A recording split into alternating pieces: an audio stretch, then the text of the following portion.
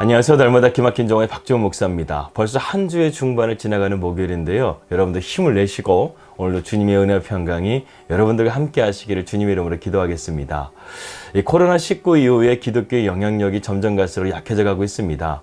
한 조사기관에 의하게 되면 종교인의 신뢰도 조사에서 불교의 승려, 카톨릭의 신부, 기독교의 목사 순으로 조사 결과가 나왔는데요.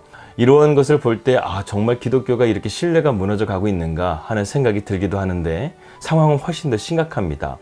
예컨대 한 예로서 미국 대사관에서 목사의 비자 발급을 거부하기도 하고, 또 은행에서도 보게 되면 목회자의 신용평가가 최하위에 링크되어 있는 것을 보게 됩니다. 이런 것들을 보게 되면요, 참 마음이 안타깝습니다. 또 이렇게 세상 사람들이 기독교를 부정적으로 보는 이유 중에 하나가 한국교회가 언론들의 비판이나 잘못을 했을 때 그것을 반성하기보다는 오히려 종교 탄압으로 대응한 점에 대해서도 이러한 기독교를 불신하는 요인이 되었다는 결과가 나온 것이죠. 또 이것뿐만이겠습니까? 목회자의 학력 위조, 성추행, 담임 목사와 교인 간의 갈등, 또 이단과 사이비와의 문제, 이러한 여러 가지 문제들이요, 이러한 기독교의 영향력을 잃어버리게 하고 있는 거예요. 더군다나 코로나19로 인해서 더욱더 기독교의 영향력은 힘을 잃어가고 있습니다. 이와 같은 상황에서 우리가 해야 될 것이 무엇일까요? 우리가 주님께로 돌아가고 회개하고 과거를 청산하고 거룩한 삶을 회복해야 되겠습니다. 그러할 때 기독교는 주님의 영광을 나타내는 교회가 될 줄을 믿습니다. 바울은 고린도 전후서를 기록하면서 교회는 세상과 다른 곳이라는 것을 분명하게 구별하였습니다. 그래서 교회의 세속화와 문제를 철저하게 배격하고 오히려 그것보다 더 위대한 복음의 가치를 붙들고 세상을 선도해 가기를 바랬던 것이죠. 오늘은요, 바울 그 자신이 붙들었고 가르치고자 했던 참된 복음의 가치에 대해서 우리가 한번 생각해 보도록 하겠습니다. 여러분, 큰 부자가 있습니다. 그런데 그 사람이요, 밤새 잠을 못 자는 거예요. 왜 그런가 보니까요, 그 부자는 폐암 말기 판정을 받은 상태였다는 것입니다.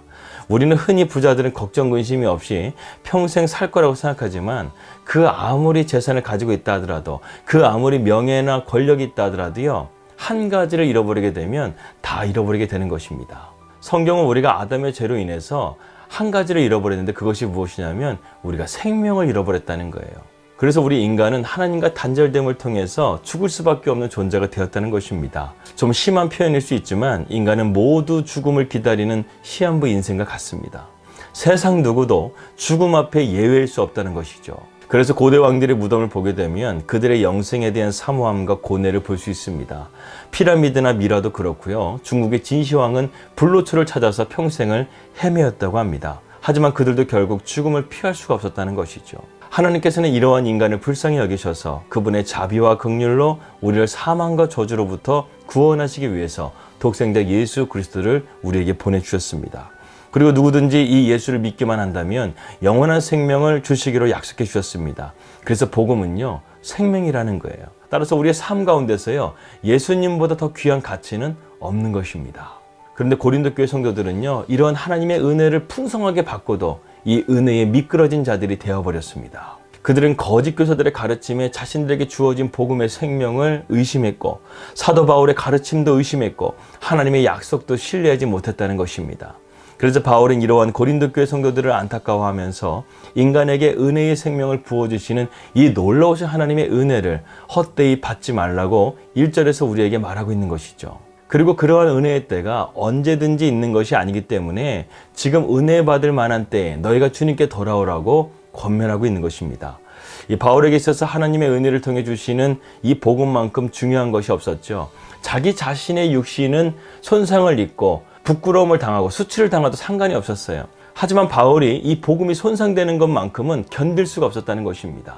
그래서 지금 바울이 이 고린도 교회를 향해서 자신의 사도권을 이렇게 강조하면서 그들에게 자신이 전한 복음을 의심하지 말라고 말하는 것은요, 이 바울 자신이 교만해서가 아니에요. 자신을 의심하게 되면 자신이 전한 복음도 의심하게 되고, 그로 인해서 하나님의 복음이 흔들릴 수밖에 없기 때문에 그는 노심초사하면서 이렇게 자신의 사도권을 증명해가면서 문제를 풀어가고자 했던 것입니다. 바울은 또한 복음 앞에 자신이 장애물이 되지 않기 위해서 자신을 처복종시키면서 나는 죽고 내 안에 예수로 살아가는 삶을 살아갔던 사람이에요. 오늘 본문 말씀 3절부터 10절까지의 말씀 보게 되면 바울이 그리스도의 일꾼으로서 어떻게 살았는지를 우리에게 보여주고 있습니다. 표준 세번역 버전으로 제가 읽어드리겠습니다. 아무도 우리가 섬기는 이 일에 흠을 잡지 못하게 하려고 우리는 무슨 일에서나 아무에게도 거리낌 거리를 주지 않습니다. 우리는 무슨 일에서나 하나님의 일꾼답게 처신합니다. 우리는 많이 참으면서 환난과 궁핍과 곤경과 매맞음과 옥에 갇힘과 난동과 수고와 잠을 자지 못함과 굶주림을 겪습니다. 여러분, 여기서 말하는 바울의 직분이라는 것은 무엇을 말하는 것일까요? 예, 맞습니다. 바울은 복음의 전도자라는 거예요. 복음의 사도라는 것입니다. 그는 이 복음을 단순하게 전하는 것뿐만 아니라 이 복음에 합당한 삶을 살기 위해서 고난도 자기가 자원하여 기꺼이 그것을 감당했다는 것입니다. 여러분, 바울이 한번 고난을 보십시오. 적어도 9가지의 고난을 지금 바울이 말하고 있는데요. 견디는 것, 환난, 궁핍, 곤란, 매맞음, 갇힘, 난동, 수고로움, 자지 못함, 먹지 못함, 이것을 무엇 때문에 바울이 겪어야 됐다는 거예요? 복음의 명성을 실추시키지 않기 위해서 이토록 험한 여정을 그는 담대함으로 믿음으로 나아갔다는 것입니다. 바울은 이 은혜의 복음을 맡은 하나님의 일꾼으로서요, 그는 고난 중에서도 흔들리지 않고 영적인 거룩한 영성을 유지해가면서 믿음으로 나아갔다는 것이죠. 그는 단순하게 고난만 받은 것이 아니라 그 고난 속에서도요, 자신을 계속해서 훈련시켜가면서 거룩한 영성을 유지해 갔다는 것입니다. 6절과 7절 상반절입니다. 또 우리는 순결과 지식과 인내와 친절과 성령의 감화와 거짓 없는 사랑과 진리의 말씀과 하나님의 능력으로 이 일을 합니다. 우리는 오른손과 왼손에 의의 무기를 들고 영광을 받거나 수치를 당하거나 비난을 받거나 칭찬을 받거나 그렇게 합니다.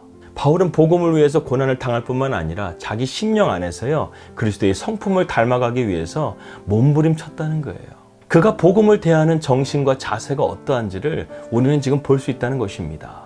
이렇게 최선을 다한 바울이었어요. 고린도 교회도 바울이 얼마나 최선을 다했습니까? 눈물로써 그들을 위해서 기도하면서 한 영혼 한 영혼을 바울이 세워갔던 거 아니겠습니까? 정말 진심을 다해서, 정말 사랑을 다해서 고린도 교회를 섬겼잖아요.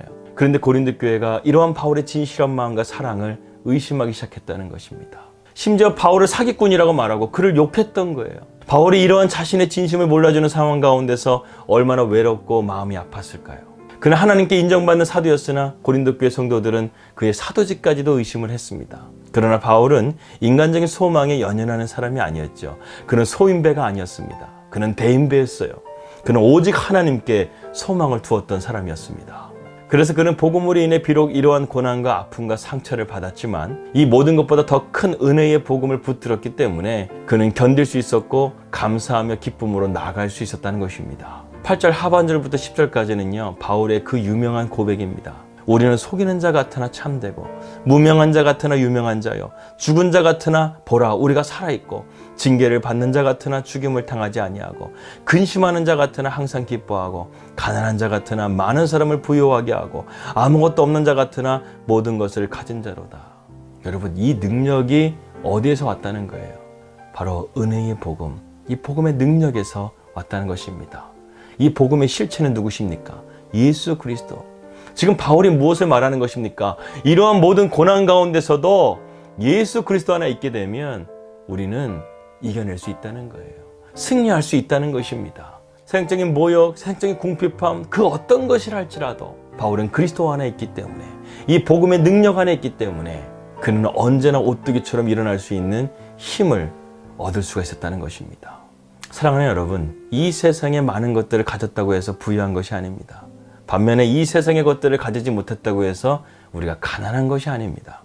중요한 것은 우리가 사도 바울처럼 예수 그리스도의 복음의 능력을 우리가 바로 알고 그분 안에 거함을 통해서 우리의 삶이 주님 안에서 풍성하게 열매 맺는 삶이 되는 것이 중요한 것입니다. 이 세상에 잠시 있는 헛된 것, 썩어질 것에 우리가 주목하는 것이 아니라 믿는 자에게 구원을 주시는 영원하고 변함없는 이 복음을 통해서 참된 부요자가 되시기를 주님의 이름으로 기도하겠습니다. 기도합니다. 하나님 아버지, 세상에 기독교가 많이 약해져 갔습니다. 그 약해져 간 것은 우리가 복음의 능력을 잃어버렸기 때문입니다. 우리 안에 잃어버린 복음의 능력을 다시 찾고 주님께로 돌아와서 우리의 삶이 주님으로 인해서 기뻐하고 감사하고 풍성한 열매 맺는 삶이 될 수 있도록 인도하여 주시옵소서. 거룩한 복음의 명성을 다시금 회복할 수 있는 그날을 기대합니다. 예수님의 이름으로 기도합니다. 아멘. 평안한 하루 되시길 바라겠습니다. 저는 내일 뵙도록 하겠습니다. 우리 믿음으로 승리합시다. 할렐루야.